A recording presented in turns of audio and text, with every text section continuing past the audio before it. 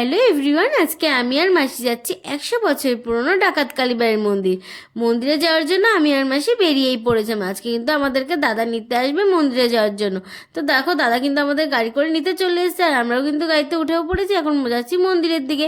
মন্দির যাওয়ার পথে কিন্তু আমরা দর্শন করে নিয়েছিলাম দক্ষিণেশ্বর মন্দির, আর তোমাদেরকেও একটু দর্শন করিয়ে নিলাম।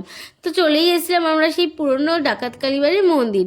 আর দেখো, এটা ছিল ডাকাত কালীবাড়ির কালী মা। দেখো মায়ের রূপটা এখানে দেখতে কত সুন্দর লাগছিল, আর মা কিন্তু খুব জাগ্রতও ছিল। যেটা যার মনস্কামনা মা কিন্তু অবশ্যই সবারটা পূর্ণ করে। আর দেখো মন্দিরটা দেখতে কত সুন্দর লাগছিল। তোমরা যদি এই মন্দিরে কেউ আসতে চাও, তারকেশ্বর লাইনের যে রাস্তাটা পড়ে সেই রাস্তা দিয়ে আসলে কিন্তু তোমরা এই মন্দিরটা পেয়ে যাবে। আর দেখো মন্দিরের চারিদিকটা কিন্তু আমার বেশ ভালোই লেগেছিল। তোমরা কিন্তু অবশ্যই এসো, তোমাদেরও খুব ভালো লাগবে। তো বন্ধুরা, আজকে মিনি ব্লগটা এইটুকুনি থাকলো। দেখা হবে তোমাদের সাথে একটা নেক্সট মিনি ব্লগে। সবাইকে টাটা, বাই বাই।